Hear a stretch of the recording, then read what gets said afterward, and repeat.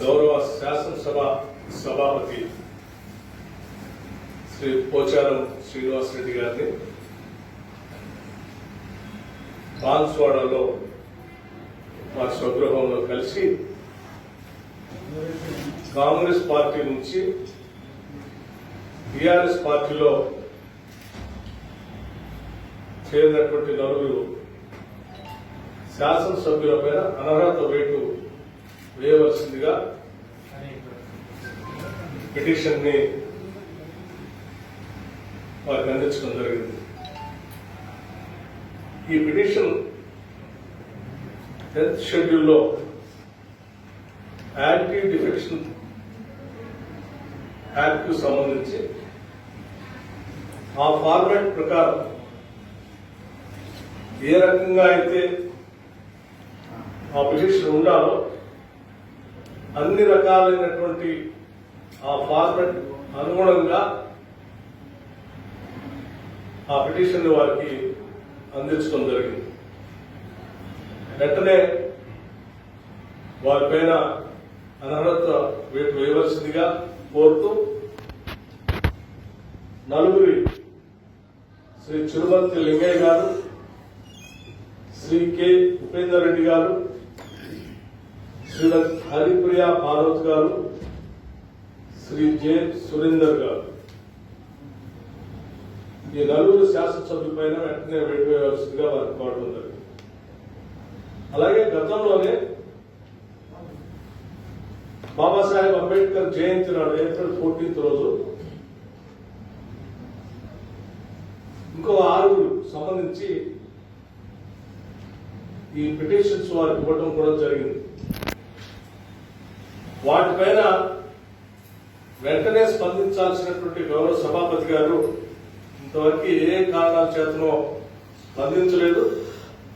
దానిపైన కూడా వెంటనే చర్యలు తీసుకోవాల్సిందిగా ఇప్పటికే ఆలోచన చేశారు. వాటిపైన దీనిపైన వెంటనే చర్యలు తీసుకోవాల్సిందిగా వారిని కోరుతూ పర్సనల్ గా నేను కలిసి వారికి ఈ పిటిషన్స్ అందించడం జరిగింది. మిత్రులారా, ఈ రాష్ట్రంలో ప్రజాస్వామ్యం ఒక పెద్ద ప్రమాదంలో పడింది. అనేక మంది పెద్దలు స్వాతంత్ర ఉద్యమంలో పాల్గొని ప్రాణాలు అర్పించి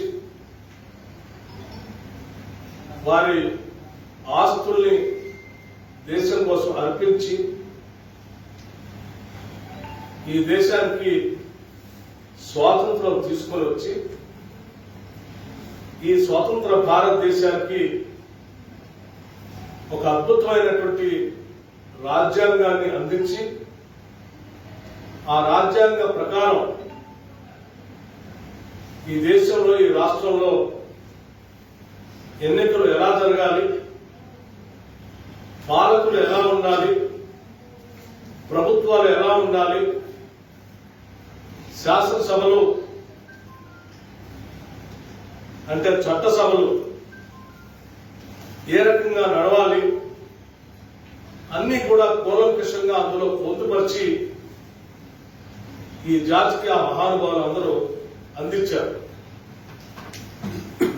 దానికి అనుగుణంగానే ఈరోజు ఈ స్వతంత్ర భారతదేశంలో స్వేచ్ఛగా, స్వాతంత్రంగా, భావ స్వేచ్ఛతో రాజ్యాంగ నిబంధనలకు అనుగుణంగా అందరం బతకగలుగుతా ఉన్నాం. పాలనలో భాగస్వాములు కాగలుగుతా ఉన్నాం. దానిలో ప్రక్రియలో భాగంగానే రాజకీయ పార్టీల ద్వారా ప్రభుత్వాలు ఏర్పాటు చేసుకోవడం కోసం ఎన్నికల్లో అభ్యర్థులు నిలబెడతా ఉన్నాం. ఆ ఎన్నికల్లో ఆయా పార్టీలకు సంబంధించినటువంటి గుర్తుల పైన ప్రచారం చేసుకుంటూ ఆయా పార్టీల భావజాలాన్ని ప్రజలకు చెప్పి ఓట్లు అడుగుతా ఉన్నాం.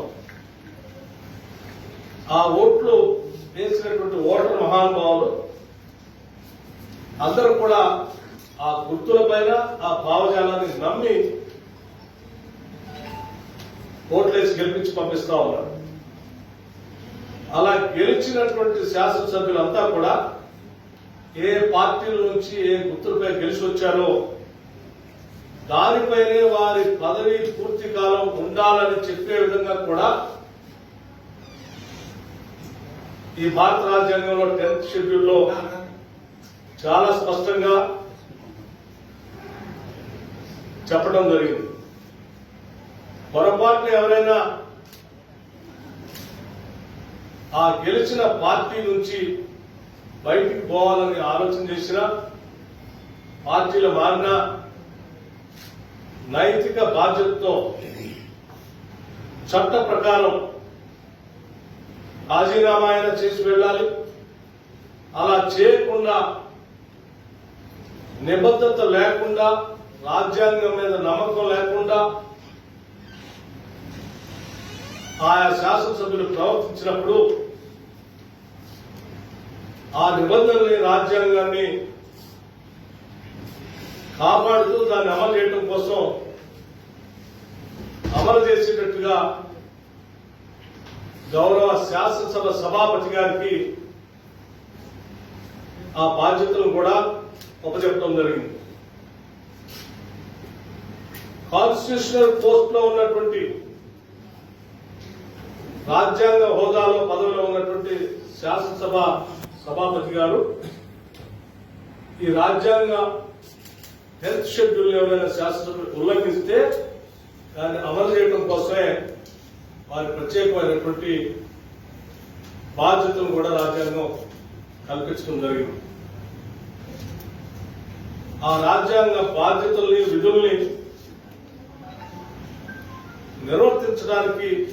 నిర్వర్తించే విధంగా వెంటనే చర్యలు తీసుకోవాల్సిందిగా శాసనసభ సభాపతి గారిని కోరటం వారు చేస్తారని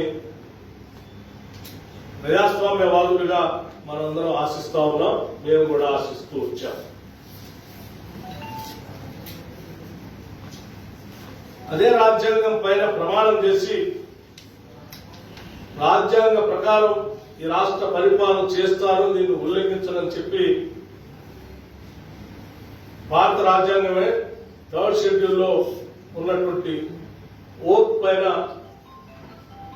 గౌరవ గవర్నర్ గారు, హిజ్ ఎక్సలెన్సీ, ప్రమాణం చేపించి వారికి రాష్ట్ర బాధ్యతలు అప్పచెప్తా ఉన్నారు. అలా బాధ్యతలు అప్పచెప్పినటువంటి వ్యక్తి ఆ రాజ్యాంగానికి అనుగుణంగా రాజ్యాంగ బాధ్యతలు తెలిసినటువంటి వ్యక్తిగా, విలువలను కాపాడాల్సినటువంటి వ్యక్తిగా తాను కాపాడకుండా అతిక్రమించినప్పుడు తప్పులు చేసి రాజ్యాంగం మీద నమ్మకం లేదు, నియంత్రణగానే ఉంటారని ఎవరైనా ప్రయత్నం చేసినప్పుడు దాన్ని కాపాడటం కోసమే భారత రాజ్యాంగం ప్రకారం ఆయా రాష్ట్రాల్లో గవర్నర్ గారిని ఏర్పాటు చేయడం జరిగింది. ఏ రాజ్యాంగాన్ని కాపాడటం కోసం, రాజ్యాంగ ప్రకారం పరిపాలన కొనసాగినప్పుడు దాన్ని గాడిలో పెట్టడం కోసం, నిర్ణయాలు చేయడం కోసం ఏ హోదానైతే ఇక్కడ క్రియేట్ చేసి ఉంచారో ఆ బాధ్యతలో ఉన్నటువంటి గవర్నర్ గారు కూడా ఇటువంటి ప్రక్రియ జరుగుతున్నప్పుడు స్పందించాలని ఆశించాం. కానీ వారు కూడా దురదృష్టవశాత్తు రాజ్యాంగాన్ని కాపాడాల్సినటువంటి హోదాలో ఉన్న పెద్దలు ఎందుకో చూస్తూ వెనకుండిపోతా ఉన్నారు. ఈ రాష్ట్ర ముఖ్యమంత్రి దీనిపైన ప్రమాణం చేసి, రాజ్యాంగం పైన ప్రమాణం చేసి వచ్చినటువంటి వ్యక్తి ఆ విలువలతో పరిపాలన చేయకుండా ఒక పొలిటికల్ టెర్రరిస్ట్ లాగా, ఒక రాజకీయ అరాచకవాదిలాగా ఈ రాష్ట్రంలో ప్రవర్తిస్తా ఉన్నారు. టెర్రరిజం ఏ ఫామ్ లో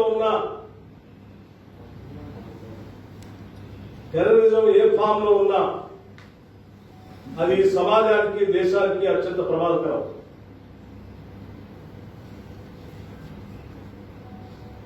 పొలిటికల్ టెర్రరిస్ట్ గా మారినటువంటి ఈ రాష్ట్ర ముఖ్యమంత్రి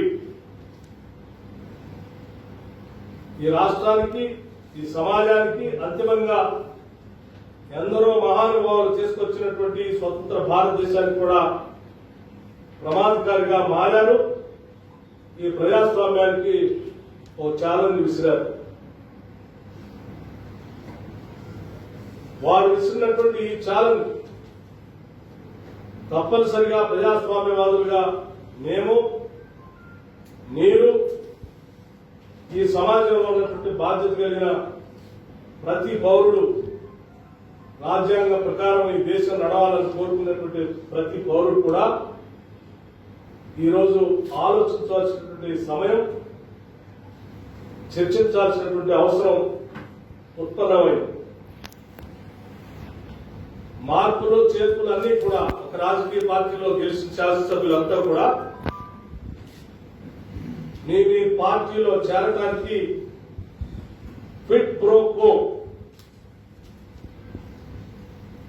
మీరు నా దగ్గరికి రండి, మీకు లాభం చేకూరుస్తాం. ఇది అత్యంత ప్రమాదకరమైనది. కొందరు భూముల రెగ్యులేషన్ కోసం, కొందరు కాంట్రాక్టు కోసం, కొందరు పదవుల కోసం ఇవన్నీ మీకు ఇస్తాం రండి అని చేర్పించుకునేటువంటి ఈ ముఖ్యమంత్రి గారు చేసే ఆగడం ఇది తప్పనిసరిగా క్విడ్ ప్రో కో కిందకే వస్తుంది. దీనిపైన కూడా ఇది అవినీతి పరమైనటువంటి కార్యకలాపాల కిందకే వస్తుంది. దీనిపైన కూడా తప్పనిసరిగా ఈ దేశంలో ఉన్నటువంటి వ్యవస్థలకి, ప్రజాస్వామ్యాన్ని కాపాడటం కోసం ఏర్పాటు చేసినటువంటి వ్యవస్థల దగ్గరికి వీటి ఆధారాలతో సహా దీన్ని ప్రోత్సహించిన వ్యక్తి, దీన్ని పొందినటువంటి వ్యక్తులపైన చర్యలు తీసుకోవాల్సిందిగా కూడా భవిష్యత్తులో కోరుతాం.